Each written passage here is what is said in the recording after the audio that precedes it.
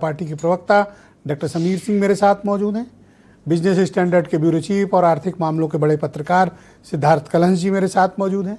Samajwadi party के प्रवक्ता और पेशे से चार्टर्ड अकाउंटेंट प्रदीप भाटी जी इस कार्यक्रम में मेरे साथ मौजूद हैं और देश के बड़े मशहूर जाने माने अर्थशास्त्री प्रोफेसर MK अग्रवाल, मनीष कुमार गुप्ता जी भी मेरे साथ कार्यक्रम में हैं।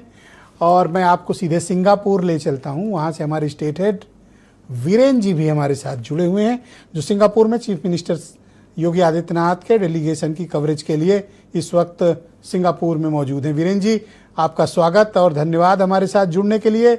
तो बताइए, आज का दिन उत्तर प्रदेश के लिए सिंगापुर में कैसा रहा, हमें क्या क्या फ़ायदे मिले और क्या इन्वेस्टमेंट के कमिटमेंट्स रहे, और ख़ास तौर पर भारतीय समुदाय के बीच मैंने काफ़ी करंट देखा, क्या महसूस किया आपने?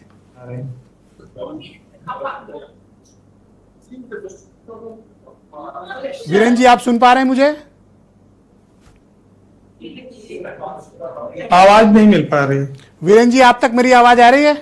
चलिए हम आपको वापस कनेक्ट करेंगे, जैसे अब आपसे वीरेन जी से बात हो जाएगी तो हम उनको कनेक्ट करने की कोशिश करेंगे। तो समीर सिंह जी, आप मुझे बताइए कि इस निवेश जो डेलीगेशन गया हुआ है जब सिंगापुर और जापान, तो इससे उत्तर प्रदेश को क्या हासिल हुआ? देखिए विजय, दो तीन चीज़ें मैं कहूँगा। एक बार अपने स्क्रीन पर आप दिखा भी रहे थे, उत्तर प्रदेश बड़ी तेज़ी से विकास के रास्ते पर चल रहा है। आपको मैं पीछे ले जाना चाहता हूँ, ध्यान दिलाना चाहता हूँ, 2017 में जब भारतीय जनता पार्टी की सरकार बनी और माननीय योगी जी उत्तर प्रदेश के मुख्यमंत्री बने, तो उन्होंने पहले दिन से ही ये कहा था कि उत्तर प्रदेश में अगर कानून व्यवस्था अच्छी होगी तो निश्चित रूप से उत्तर प्रदेश विकास के रास्ते पर चलेगा।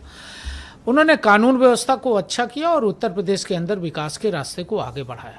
उत्तर प्रदेश के अंदर आज जितना बड़ा इंफ्रास्ट्रक्चर उन्होंने खड़ा किया है, उस इंफ्रास्ट्रक्चर की देन है कि आज पूरी दुनिया के लोग नोएडा की तरफ, ग्रेटर नोएडा की तरफ जेवर इंटरनेशनल एयरपोर्ट बना है, 100 एकड़ में वहाँ टाउनशिप बनाने की बात हो रही है और वहाँ उद्योगों को लगाने की बात हो रही है, डाटा सेंटर बनाने की बात चल रही है, लॉजिस्टिक पार्क बनाने की बात चल रही है, ग्रुप हाउसिंग बनाने की बात चल रही है।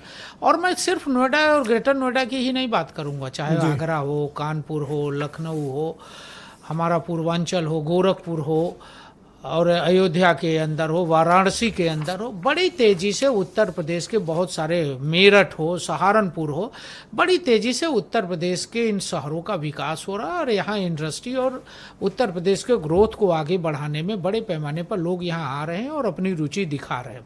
आपने पिछले दिनों देखा होगा इंफ्रास्ट्रक्चर के क्षेत्र में माननीय योगी जी ने कितना बड़ा काम किया। उत्तर प्रदेश आज 5 एक्सप्रेसवे का प्रदेश है, सबसे ज़्यादा हवाई अड्डा का प्रदेश है, सबसे ज़्यादा एक्सप्रेसवे आज उत्तर प्रदेश के अंदर। क्या कनेक्टिविटी है ब्रजेश जी, आप कहीं भी जाना हो, आपको कोई भी कठिनाई कहीं जाने में, अगर गंगा एक्सप्रेसवे 15 दिन के अंदर खुल जाने वाला, पूर्वांचल चल रहा है, हमने डिफेंस कॉरिडोर पर हम काम कर रहे हैं, हमने चित्रकूट को जोड़ने के लिए एक्सप्रेसवे बनाए और इन एक्सप्रेसवे को हम कनेक्ट कर रहे हैं। अभी आप देखेंगे, जाएंगे नोएडा के अंदर, तो नोएडा से जो पेरिफेरियल था उसका कनेक्टिविटी नहीं थी, लेकिन हमारी सरकार ने पेरिफेरियल को भी कनेक्टिविटी बनाने का काम किया, जिससे किसी को हरियाणा जाना है, किसी को पंजाब जाना है, तो हमको दिल्ली क्रॉस नहीं करना है, हम बाहर से ही जा सकते हैं।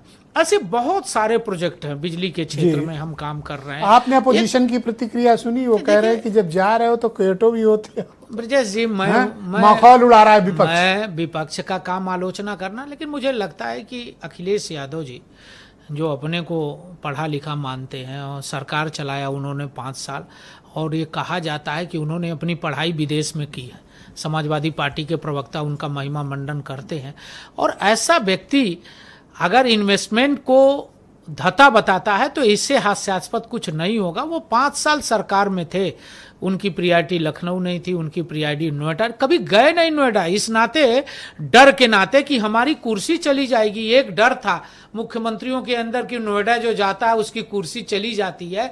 माननीय मुख्यमंत्री जी ने इस मिथक को भी तोड़ा और उन्होंने उत्तर प्रदेश का समग्र विकास किया।